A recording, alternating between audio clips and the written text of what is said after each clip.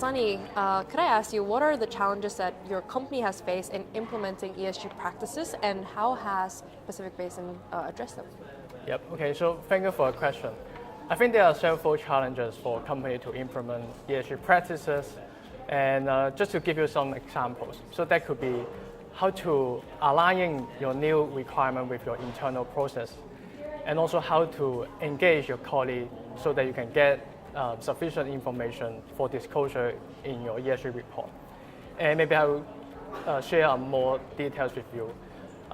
Let's say data collection. So data collection is always one of the most challenging part when the companies try to do ESG reporting and also trying to implement ESG practices.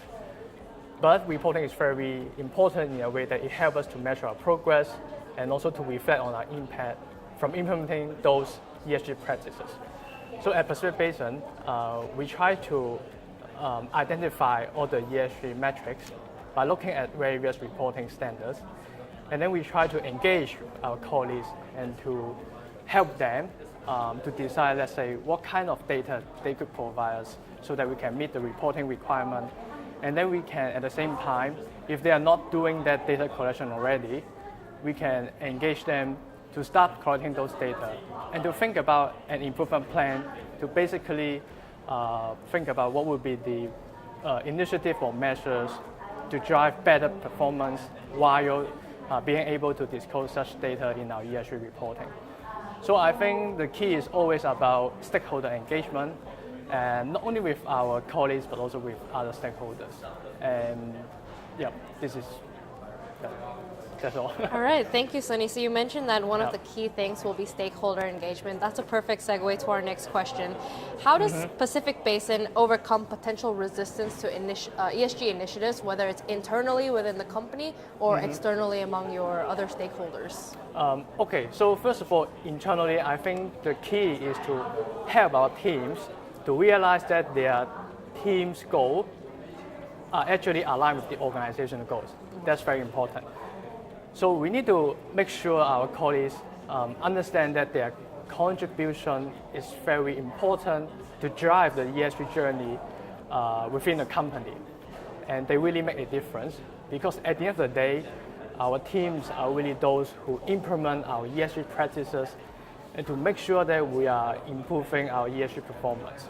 So that's number one.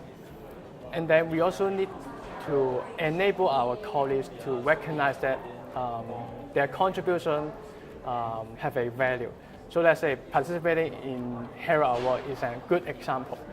So having or receiving various awards from HERA, we also empower our colleagues to realize that their work really create an impact so that we can get this award.